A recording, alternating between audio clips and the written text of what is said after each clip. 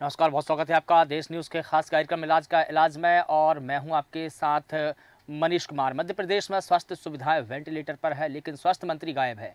ये वही मध्य प्रदेश है जहां मरीज के लिए एम्बुलेंस और मौत के लिए शव वाहन तक नसीब नहीं होती।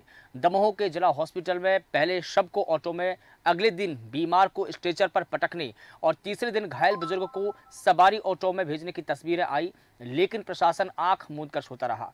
मध्य प्रदेश सरकार स्वास्थ्य सेवाओं को दुरुस्त करने का भले ही लाख दावा करती हो, कोशिशें करती हो, लेकिन उसकी जमीनी हकीकत जिला स्तर पर सरकारी अस्पतालों में देखने को मिल जाती है, जो कि फिसड्डी है। मध्य प्रदेश के दमोह जिला हॉस्पिटल में इंसानियत को शर्मसार करने वाली घटना सामने आई है। शव वाहन नहीं मिलने से बेटे को बुजुर्ग मां की लाश कथित तौर पर ऑटो रिक्शा में ले जाने के लिए मजबूर होना पड़ा है। ये परिस्थिति है इसी मध्य प्रदेश की। 65 वर्षीय महिला की शनिवार रात को जिला हॉस्पिटल में मौत हो गई थी। आरोप है कि जिला हॉस्पिटल से बेटे को मां का शव ले जाने के लिए शव वाहन तक नहीं मिला। इलाज कराने के लिए नारायण पटेल बुजुर्ग मां को जिला अस्पताल से लेकर आया था। जिला अस्पताल के डॉक्टरों ने महिला को मृत घोषित कर दिया। मां की मौत के बाद बेटे ने जिला हॉस्पिटल प्रशासन से शव वाहन उपलब्ध कराने की गुहार लगाई। गुहार के बावजूद भी बेटे को जिला अस्पताल में शव वाहन नहीं मिला। मजबूर होकर परिवार ने शव को दोपहिया वाहन पर ले जाने का फैसला किया और इसी बीच किसी ने ऑटो रिक्शा की व्यवस्था करा दी। और बता दें कि परिवार महिला का शव ऑटो रिक्शा में घर ले गया है। भयावह मंजर देखकर राहगीरों की आंखों में आंसू निकल पड़े। किसी ने इस पूरी घटना का, महिला के शव को ऑटो में ले जाने का एक वीडियो बना लिया, तस्वीर कैद कर ली कैमरे में, जो इंसानियत को शर्मसार कर देने वाली घटना है। सबसे पहले वो बयान सुनते हैं कि भवानी साहू जो कि पीड़ित है, उन्होंने इस पूरी मुद्दे को लेकर क्या कुछ कहा है। संदीप मिश्रा जो एडिशनल एसपी है, उन्होंने क्या कुछ कहा है। नारायण पटेल जो मृतक का पुत्र है, वो इस पूरी घटना पर क्या कहते हैं। आइए वो बयान सुनते हैं।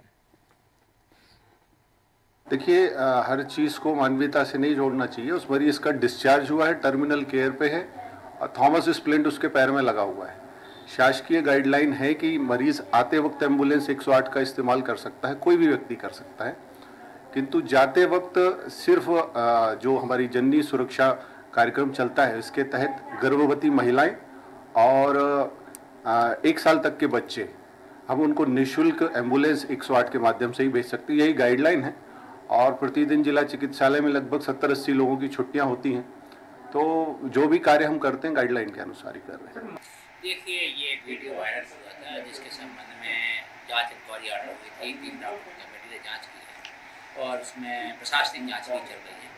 तो उस कमेटी की रिपोर्ट में प्राइमरी उसके जो रोहित के नाम का बोर्ड आया था, उसके बारे में लिखा था उसकी नेग्लिजेंस थी। तो मेडिकल नेग्लिजेंस में धारा 336 से IPC का रेफरेंस बनता है, उसकी MIR की गई है। और जो प्रधान आरक्षक था उसको नीरज, उसको प्रथम दृष्टिया रिपोर्ट के जो फैक्ट है उसके आधार पर लाइन टेस्ट किया गया। और भी रिपोर्ट में जो फैक्ट्स हैं उसके आधार पर IT एक्ट के और एविडेंस एक्ट के जो प्रोविजन हैं उनके तहत हम परीक्षा करा रहे हैं पूरा। तो मैं घंटा घर पे गिर गया था और उसके बाद मैं बेहोश हो गया था। इसके बाद मुझे 108 द्वारा हॉस्पिटल दमोह जिला चिकित्सालय भेजा गया और उसके बाद मैं बेहोश हो गया और डॉक्टरों ने मुझे दवाई करने की जगह बहुत मारा है और बहुत पटका है। और CCTV कैमरे पर अंदर ड्रेसिंग रूम में पता लगा दिया था ताकि मेरी कोई भी घटना अंदर की ना आ सके। और मेरे 15,000 रुपये निकल चुके थे, मेरा मोबाइल निकल चुका था, मेरा आयुष्मान कार्ड निकल चुका था। इसके बाद इन्होंने मुझे नाइट में किया और मुझे बेड पर डाल दिया जहाँ पर सिलेक्ट करती है भर्ती कर चुकी। तो इस वक्त हम दमोह के जिला अस्पताल के उसी स्थान पर आ चुके हैं जहां पर मरीजों का इलाज होता है। जो घायल व्यक्ति आते हैं उनको स्ट्रेचर से यहां तक लाया जाता है, लेकिन अफसोस कि जिस मरीज को स्ट्रेचर से पटका गया था, हम पटका ही कहेंगे कि जिस तरीके से आपने टीवी स्क्रीन पर देखा, ये वही सीमेंट की मेज है जिस पर बर्बरता तरीके से यहाँ के कर्मचारियों ने और वार्ड बॉय ने जिस तरीके से नीचे पटका था और उसको फिर बाद में इलाज मिला। खैर, जिला प्रशासन के मुखिया दमोह कलेक्टर ने एक्शन लेते हुए उस पर कार्रवाई तो कर दी है, लेकिन ऐसी कई खामियां हैं इस जिला अस्पताल में जो सुधरना बेहद जरूरी है। अगर हम यहाँ के गार्ड की बात करें तो आप अगर गुटखा या पाउच लेके पकड़े जाते हैं तो उसका चालान बनता है 200 से 250 रुपए। और अगर उससे बचना है तो आप 100 रुपए दें, जेब में रखें उनके और निकल जाएं। अगर डेड बॉडी भी आपको अपने घर ले जानी है तो यहां से बाहर ले जाना पड़ेगा आपको गोदी में उठा के। ये जैसा कि अभी आपने टीवी स्क्रीन पर देखा कि एक परिजन अपने ही परिवार की महिला का शव सीने से लगाकर किराए का रिक्शा कर वापस अपने घर तक गया है। और वहीं जब इस बारे में यहाँ के अधिकारियों से बात करनी चाहिए तो उनका साफ कहना था कि आप हर मामले को मानवता से न देखें। एक जिम्मेदार डॉक्टर अधिकारी ये कहे कि आपको हर मामले को मानवता से न देखें। खैर, अब ये हम इस कार्यक्रम के तहत आपको ये दिखाना चाहेंगे कि जिला अस्पताल की बिगड़ी व्यवस्थाएं तब तक सुधर पाती हैं। इम्तियाज चिश्ती, दमोह। तो इम्तियाज चिश्ती की आपने ये पूरी रिपोर्ट देखी, किस प्रकार से उन्होंने ये दमोह के जिला अस्पताल में किस प्रकार से खामियां हैं और कैसे उसको दुरुस्त की जाती है। इस पूरे मुद्दे पर इम्तियाज चिश्ती हमारे साथ में जुड़े हैं। आप वरिष्ठ पत्रकार हैं, दमोह जिले से हैं। इम्तियाज जी, आपका बहुत स्वागत करता हूं। सबसे पहले मैं ये समझना चाहूँगा कि दरअसल उस दिन दमोह के जिला हॉस्पिटल में हुआ क्या था, कैसे एक हॉस्पिटल में मानवता शर्मसार हुई, सरकारी शव वाहन तक एक मरीज को नसीब नहीं हुआ, क्या है, बताइए पूरी रिपोर्ट। जी, मैं बता दूं आपको कि अपने चैनल के माध्यम से हम हमेशा से एक जन समस्याएं उठाते रहे हैं और ये जो वाकया हुआ था ये 2 दिन के अंदर एक साथ 3 तस्वीरों का आना अपने आप में हैरत करने वाला है। बिल्कुल। एक शख्स घंटाघर पर एक्सीडेंट में घायल होता है, वो बेहोश हो जाता है। जब उसको एक स्थानीय पुलिसकर्मी के द्वारा अस्पताल लाया जाता है तो वहां की जो वार्ड बॉय है उनने इस कदर बर्बरता के साथ उसको वहां से उठा के सीधा पटका है, जो लोहे की बनी है कुर्सी सीमेंट की मेज, उस पर वो देखने वालों को भी अच्छा नहीं लगा, सही नहीं कहा जा सकता, और वो वीडियो वायरल हुआ। उसके बाद एक और वीडियो वायरल होता है कि जब वहां पर एक महिला की मौत हो जाती है किसी बीमारी के चलते, लेकिन उस महिला को जो शव था उनके परिजन घर ले जाने के लिए खूब कोशिश की कि कोई वाहन मिल जाए, एम्बुलेंस मिल जाए या शव वाहन मिल जाए, उनको शव वाहन भी नसीब नहीं हुआ। आखिरकार एक परिवार ने अपनी महिला को खोया। एक तो वो दर्द, उस दर्द के बाद सरकारी अस्पताल में अव्यवस्थाएं इतनी के उस गम भरे व्यक्ति को सहारा मिलना तो दूर की बात, एक शव वाहन भी नसीब नहीं हुआ। तो फिर उसने उसको लिया, वो बाहर लेके पहुंचा, किराए का रिक्शा किया और अपने घर को पहुंचा। तीसरी तस्वीर आती है, एक बुजुर्ग को जो छोटे हाथी एक वाहन होता है उस पर आता है, इलाज करके वापस जाता है। अब मैं यहाँ साफ कर दूं कि जब जिले के मुखिया ने इस पर संज्ञान लिया तो जो एक लास्ट का जो एक वीडियो वायरल होता है बुजुर्ग का, उसमें ये खुलकर सामने आता है कि वो पर्सनल वाहन से आया था। ये तस्वीर साफ हो गई, लेकिन इन 2 तस्वीरों ने अभी भी सवाल खड़े कर रखे हैं। इसमें कलेक्टर ने एक एक्शन लेते हुए पुलिसकर्मी को लाइन अटैच किया है और स्वास्थ्य कर्मी पर भी कार्रवाई की है। वो ठीक है, पूर्वक एक बिल्कुल ठीक है, बिल्कुल ठीक है इम्तियाज जी। लेकिन जिस प्रकार से जो राजेश नामदेव है सिविल सर्जन, जिसका हमने बयान सुना है, अभी वो ये कहते हुए नजर आ रहे हैं, अपने बयान जैसे दिया उन्होंने, कि हर चीज को, हर बात को मानवता से जोड़ा जाना ठीक नहीं है। शव के लिए हमारी यहाँ पर व्यवस्था नहीं है, लेकिन जो महिलाएं रहती है, गर्भवती महिलाएं, उनको आने के लिए यहाँ पर एम्बुलेंस दी जाती है, तो ले जाने के लिए भी तो सरकार की तरफ से शव वाहन उपलब्ध है। तो ऐसा बयान देना क्या उचित है? ये अपनी कमियों को छुपाने का एक बेहतरीन सरकारी बयान है। एक तो सरकारी बयान आता है, लेकिन जब ये देखा कि मीडिया में ये सुर्खियां बटोर रहा है तो अब अपनी साख कैसे बचाई जाए, तो उन्होंने इस शब्दों का इस्तेमाल किया। लेकिन वो ये भूल गए कि हम अपनी साख बचाने के लिए क्या आप मानवता को शर्मसार होने देंगे? क्या आपकी ये जिम्मेदारी नहीं थी कि जिला अस्पताल में जब महिला की मौत हुई है तो कम से कम एक शव वाहन उपलब्ध करवा दिया जाए? उनको ऑटो में ले जाना कितना सही है? बिल्कुल, और जो शव वाहन है वो बिल्कुल कंडम है। और मैं आपको बता दूं, उन्होंने ये तो नहीं कहा कि हमारे यहाँ के शव वाहन खराब है या उपलब्ध नहीं है, बल्कि उन्होंने एक गैर जिम्मेदाराना जो बयान दिया है, ये कई लोगों को चुभा है। बिल्कुल, और ठीक ये है। वाकई में ये ठीक है बहुत इम्तियाज बड़ी जी, घोर भवानी निंदा है। साहू, ठीक है, अब हम उन्हीं से बात कर लेते हैं जो पीड़ित है, घायल है, भवानी साहू, वो भी हमारे साथ में जुड़े हैं। मैं आपका स्वागत करता हूं। भवानी जी, बताइए उस दिन क्या घटनाक्रम हुआ था आपके साथ में? सर मैं घर से दवा नाइट के टाइम में मुझे बुखार आ गया, तो मैं दवाई लेने के लिए मेडिकल जा रहा था, आनंद मेडिकल। तो मेरी गाड़ी स्लिप हो गई थी, तो मैं वहां गिर गया और बेहोश हो गया था। मुझे 108 के द्वारा हॉस्पिटल भेजा गया और मैं बेहोशी की हालत में वहां के जो डॉक्टर है और जो वार्ड बॉय है, जो कर्मचारी हैं, उनने बहुत बर्बरता से मेरे साथ पेश आए और बहुत मेरा पैसा निकाला, 15,000 रुपए, आयुष्मान किसने कार्ड निकाला, मोबाइल वार्ड निकाला। बॉय ने निकाला, डॉक्टरों ने निकाला, किसने आपके साथ मारपीट की? और इसमें मेरे साथ 2 लोगों ने मारपीट की है। हाँ, और क्या आप उनको जानते हैं?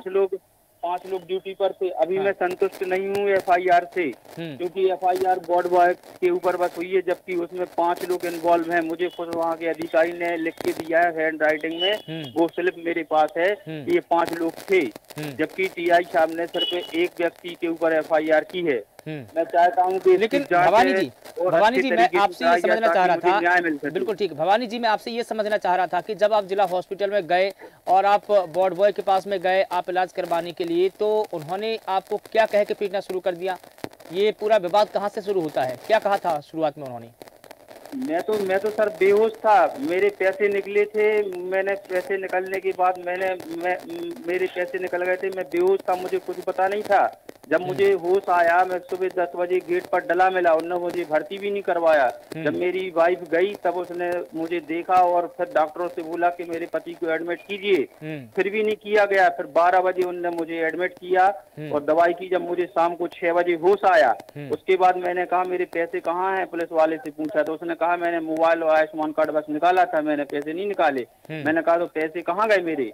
तो मुझे शक हुआ कि कुछ ना कुछ तो हुआ है बेहोशी की हालत में। तो मैंने सिविल सर्जन से, SP से और सबको मैंने आवेदन दिया कि मुझे CCTV फुटेज चाहिए कि बेहोशी की हालत में मेरे साथ क्या किया गया और क्या हुआ, मेरा पैसा किसने निकाला। तो ये सब निकल के सामने आ गया और मैंने ये कलेक्टर साहब को दिया, CSP साहब को दिया, SP साहब को दिया, तब जाके एक जन के बस ऊपर FIR हुई है। ये गलत है, उसमें 5 लोग हैं सर, मैं अभी संतुष्ट नहीं हूँ इससे। ठीक है, आप के साथ में मारपीट किस बात को लेकर हुई थी, मैं ये समझना चाह रहा था। आप घायल अवस्था में गए थे, तो मारपीट किस बात को लेकर हुई आपको?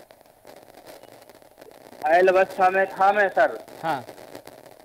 और मुझे हॉस्पिटल में दवाई करने की जगह मुझे पथरा की सीट पर पटका गया और ड्रेसिंग रूम में मुझे बाल पकड़ के मारा गया, पटका गया वहाँ। और जब मेरे पैसे और मेरा मोबाइल आधार कार्ड निकाला गया तो इनने एक CCTV पर पर्दा लगा दिया था। उसके बाद मेरी खाना तलाशी ली इनने अंदर ही ड्रेसिंग रूम में, उसका वीडियो भी है मेरे पास। ठीक है, इसी के साथ में प्रांजल चौहान जो कि समाज सेवी हैं दमोह से, वो भी हमारे साथ में जुड़े। साहब का भी स्वागत करता हूं। आपसे मैं ये समझना चाहूँगा, आपने पूरा घटनाक्रम सुना, आपने वो पीड़ित का बयान भी सुना, किस प्रकार से उनको पीटा गया, पटका गया। इसके अलावा इम्तियाज चिश्ती जी ने भी इस पूरी घटनाक्रम की जानकारी आपको विस्तार से दी है। आपने दोनों पक्षों को सुना। अब दोनों पक्षों को सुनने के बाद क्या कहेंगे आप जिला अस्पताल के बारे में? क्या जिला अस्पताल को ही इलाज की दरकार है या जिला अस्पताल की जो स्वास्थ्य सिस्टम है वो वेंटिलेटर पर है? क्या यही शब्द है आपकी? प्रांजल चौहान जी। आ रहा है जी सर। जी, मेरी आवाज सुन पा रहे हैं आप? बहुत लंबे समय से चलता आ रहा है। जी, ये मैं आपकी आवाज सुन पा रहा हूँ। बताइए सर। ये बहुत लंबे समय से चलता रहा है और ये खामियां बढ़ती जा रही हैं और अस्पताल प्रबंधन का लगातार लज्जर रवैया आम जनता को बहुत कष्ट पहुंचा रहा है। लोग बार बार जाते हैं, लोगों को लौटा दिया जाता है। ये एक मामला नहीं है, ऐसे कई मामले हैं। ये तो आज सामने आ गया, जो सामने नहीं आए हैं ऐसे अनेकों मामले हैं। लोग किस तरीके से परेशान हो।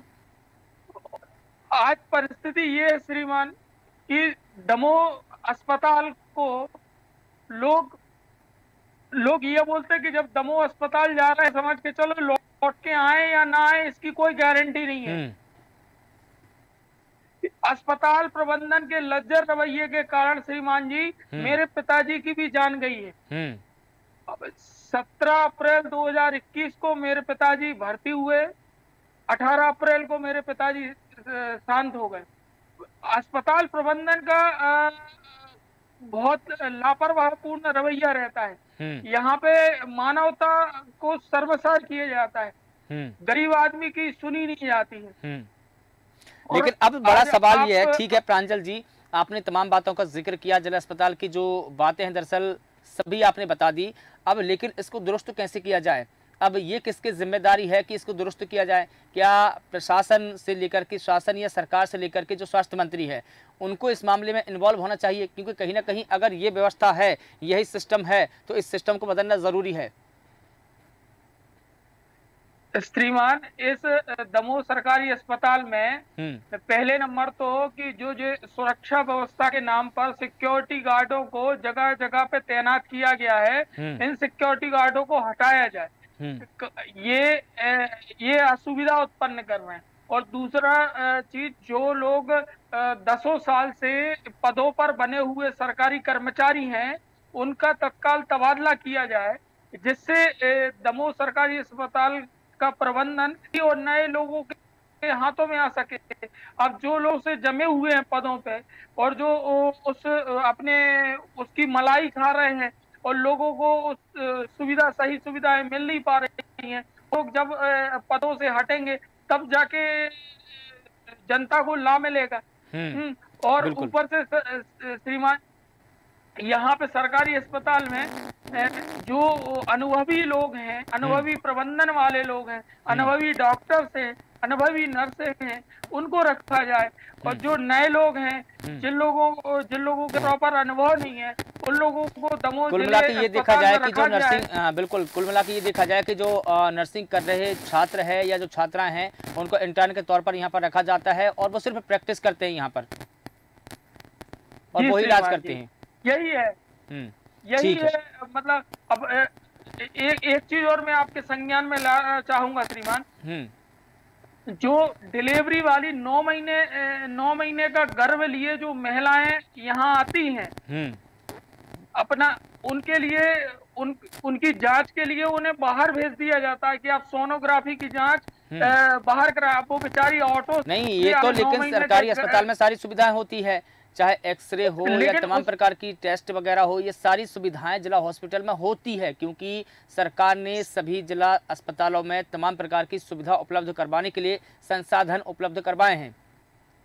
तो फिर बाहर क्यों भेजा जाता है? यहाँ पे लोगों की मिली भगत है।